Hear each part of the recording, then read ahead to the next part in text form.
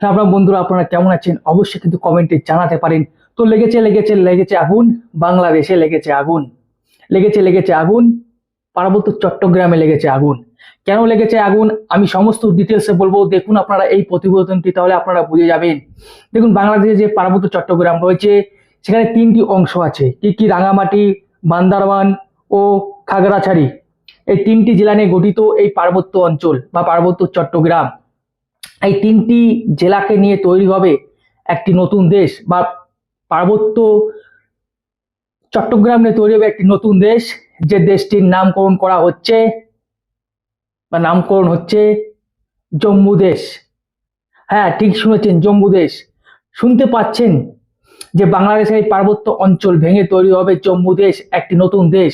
দেখুন, এটা কিন্তু মানে বাংলাদেশের লোকেদেরও বুঝতে হবে, কারণ বাংলাদেশের লোকেরা, একটা কথা আছে জানেন তো, যারা নিজের অপরের জন্য গাড্ডা খোঁজে সেই গাড্ডায় কিন্তু একদিন নিজেরাই নিজেদের গাড্ডায় পড়ে। আজকে সেই জিনিসটা কিন্তু হচ্ছে। বাংলাদেশের লোকেরা যেভাবে ভারত বিদ্বেষী করে করে ভারতকে কিভাবে অস্থির করে তোলা যায় সে একটি ব্যবস্থা সবসময়ের জন্য করে, আজ দেখতে পাচ্ছি সেই ব্যবস্থা তাদের ঘাড়ের উপরই জোর হচ্ছে। কার্যত পার্বত্য চট্টগ্রাম আজ আলাদা হতে চাইছে, এবং পার্বত্য চট্টগ্রাম আজ স্বাধীনতা চাইছে। এবং তাদের কাছ থেকে যে সমস্ত অস্ত্র সংগ্রহ হয়েছে, যে সমস্ত অস্ত্র দেখা গেছে বা লঞ্চার দেখা গেছে, সেগুলি বাংলাদেশের সেনাবাহিনীর কাছেও নেই। বাংলাদেশের সেনাবাহিনীর কাছেও নেই বন্ধুরা। সেই খবরটা আমি বলছি না, আমি বাংলাদেশের কিছু মিডিয়া চ্যানেল দেখাবো, সেখান থেকে আপনারা জানতে পারবেন যে কিভাবে এই পার্বত্য চট্টগ্রাম স্বাধীনতা চাইছে। আর বাংলাদেশেরা যেভাবে দাবি করে যে পার্বত্য চট্টগ্রাম তাদের, বর্তমানে আমি সত্যি কথা বলে দিচ্ছি, পার্বত্য চট্টগ্রাম হচ্ছে পার্বত্য চট্টগ্রামের যারা পুরো স্থায়ী অধিবাসী যাদেরকে বলা হয়, যারা স্থায়ী অধিবাসী, আপনারা যদি সার্চ করেন গুগলে আপনারা দেখতে পারবেন যে স্থায়ী অধিবাসী কারা। মূলত যে অধিবাসীগুলোর কথা এখানে বলা হচ্ছে তারা হচ্ছে চাকমা, মারমা, ত্রিপুরা, তাঙ্গাসা, লুসাই, পক্ষ, মোরো, খিয়াং, বম, খুমি ও চাক উল্লেখযোগ্য। তবে এদের মধ্যে সব থেকে বেশি উল্লেখযোগ্য হচ্ছে, যারা সব থেকে সংখ্যায় বেশি তারা হচ্ছে চাকমা, মারমা, ত্রিপুরা, এই তিনটি উপজাতি। এবং এদের একত্রে বলা হয় যত সম্ভব কুকি চীন, এবং এদেরকে সাহায্য করছে কুকি চীন, এবং তাদেরকে সাহায্য করছে আরাকান বাহিনী। তো কার্যত এবার দেখা যাচ্ছে যে পার্বত্য চট্টগ্রাম কার্যত স্বাধীনতা চাইছে, এবং তারা অস্ত্র কিন্তু একটা করতে চলেছে। এবং এই ভিডিওটি আপনারা শেষ পর্যন্ত দেখুন, আপনাদের খুব ভালো লাগবে, কারণ আমি বাংলাদেশের মিডিয়া থেকে এই ভিডিওটি এনেছি আপনাদের সামনে উপস্থিত করার জন্য, যে বাংলাদেশ যেভাবে ভারত বিদ্বেষী, ভারতকে অস্থিরতা করতে করতে নিজের দেশেই আজকে অস্থির হয়ে গেছে। একদিকে তো রাজনৈতিক পালাবদল রয়েছে, তার মাঝখানে এনারা সাধারণত পার্বত্য চট্টগ্রামকে পুরোপুরি ঘিরে ফেলেছে, এবং পার্বত্য চট্টগ্রামের লোকেরা স্বাধীনতা চাইছে। কিন্তু বাংলাদেশের কিছু লোক আছে যারা বলে পার্বত্য চট্টগ্রাম তাদের, কিন্তু ভবিষ্যৎ যদি আপনারা যদি ইতিহাস পড়েন পার্বত্য চট্টগ্রাম এর যে উপজাতিগুলোর নাম বললাম, তাদের সবসময় বসবাস ছিল সবসময়। পার্বত্য চট্টগ্রাম তাদের, বাংলাদেশের কিছু কিছু এখানে কিছু নেই। কার্যত বাংলাদেশের হাত থেকে এটা হাতছাড়া হয়ে যাচ্ছে, আর এটা হওয়ারই ছিল বন্ধুরা।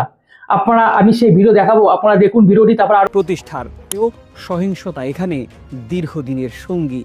খাগড়াছড়ি, বান্দরবান, রাঙামাটি এই তিন জেলায় সক্রিয় পার্বত্য চট্টগ্রাম জনসংহতি সমিতি, ইউনাইটেড পিপলস ডেমোক্রেটিক ফ্রন্ট এবং কুকিচিন ন্যাশনাল ফ্রন্ট বা কেএনএফ। অপহরণ, চাঁদাবাজি, গোলাগুলি এসবের সাথে এখন যুক্ত হয়েছে ভারী অস্ত্রের খোলা ব্যবহার।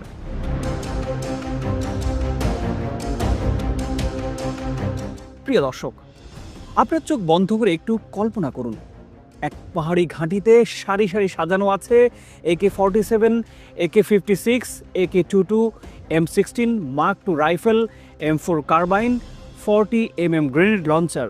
এখানেই শেষ নয়, এই সন্ত্রাসীদের হাতে আছে চায়না রাইফেল, 9mm পিস্তল, SLR, SMG, LG বিমান বিধ্বংসী রিমোট কন্ট্রোল বোমা, grenade, heavy machine gun, G3 rifle, sniper rifle, এমনকি রকেট লঞ্চার, হাত বোমা, শক্তিশালী ওয়াকিটকি, মর্টার, ড্রোন, সিগন্যাল জ্যামারও আছে তাদের হাতে। আর এসব অস্ত্র ভাণ্ডারের বড় একটি গুদাম আছে খাগড়াছড়ির মণিপুরের তারাবানে। তো আপনারা ভিডিওটি দেখলেন, বাংলাদেশের মিডিয়া থেকে আমি ভিডিওটি এনেছি। কি বুঝলেন? তারা যে হাতিয়ার বা অস্ত্র মজুত করেছে, AK-47 এর কথা বললো, আরো কি কি বললো, রকেট লঞ্চার, সেই সমস্ত হাতিয়ার বাংলাদেশের সেনাবাহিনীর কাছে নেই। এবং তাদের মনে একটা আশঙ্কা রয়েছে, এই সমস্ত বাংলাদেশের মনে একটা আশঙ্কা রয়েছে যে তাদের সঙ্গে বাংলাদেশ সেনাবাহিনী পেরে উঠবে কিনা কার্যত। আর তারা যে স্বাধীনতা, এটা দেখুন, এনাদেরকে স্বাধীনতা দেওয়া উচিত। বাংলাদেশ যেভাবে বলে যে এই রাজ্যকে স্বাধীন করে দেওয়া উচিত, এই রাজ্যকে স্বাধীন করে দেওয়া উচিত, সেইভাবে একইভাবে এই পার্বত্য চট্টগ্রামকেও স্বাধীন করে দেওয়া উচিত বাংলাদেশের লোকেদের, আমার যা মনে হয়। আপনাদের কাদের মনে হয়? এবং এই নতুন যে দেশটি হচ্ছে, কার্যত তার ম্যাপ তৈরি করা হয়ে গেছে, শুধু ম্যাপ নয়, তার ম্যাপ, রাজধানী সব তৈরি করা হয়ে গেছে। এবং এই যে দেশটি, নামও তারা কল্পনা করে ফেলেছে, যে নামটি হচ্ছে জম্মু দেশ। জম্মু দেশ, কি বলছেন বন্ধুরা? আপনাদের কি মনে হচ্ছে? আপনারা অবশ্যই কমেন্টে জানান। দেখুন, অপরের জন্য গাড্ডা খুঁজলে সেই গাড্ডায় নিজেকে একদিন পড়তে হয়, এটি হচ্ছে সব থেকে বাস্তব কথা। বা ঘুরে ফিরে আপনার দিকেই আসবে, কারণ উপরের দিকে থুতু ফেলালে নিজের গায়েই পড়ে, সেই জিনিসটাই ঘুরে ফিরে আসছে। কারণ এই বাংলাদেশ যেভাবে ভারত বিদ্বেষী করে ভারতকে কার্যত, মানে ভারতের কিভাবে ক্ষতি করা যায় সেটা চেষ্টা সবসময় কিন্তু ইউনূস মিয়া করে। আজকে ইউনূস মিয়ার ঘরের মধ্যে অশান্তি লেগেছে, অশান্তিটা এত তীব্র হয়েছে যে কার্যত তারা কি করবে খুঁজে পাচ্ছে না। কারণ এই কুকি চীনের সেনাবাহিনী এবং আরাকান বাহিনী কার্যত বাংলাদেশকে দফা ঠান্ডা করে দিচ্ছে।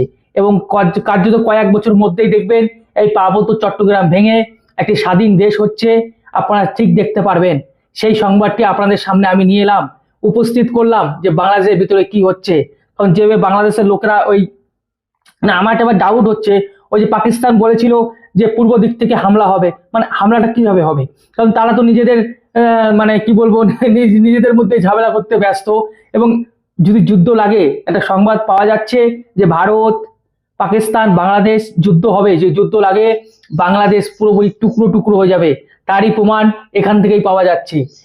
একবার যুদ্ধ লাগুক, আমিও চাইছি একবার যুদ্ধটা লাগুক এবং পার্বত্য চট্টগ্রাম স্বাধীন হয়ে যাক। পার্বত্য চট্টগ্রাম স্বাধীন হয়ে যাক, তারপরে আছে আমাদের রংপুর, সেটাও স্বাধীন হয়ে যাবে, সেটাও আজ কার্যত স্বাধীন হয়ে যাবে আস্তে আস্তে ধীরে ধীরে। এটাই কার্যত প্রমাণ যে বাংলাদেশ ধীরে ধীরে খণ্ডে খণ্ডে বিভক্ত হচ্ছে, বাংলাদেশ ধীরে ধীরে খণ্ডে খণ্ডে বিভক্ত হচ্ছে।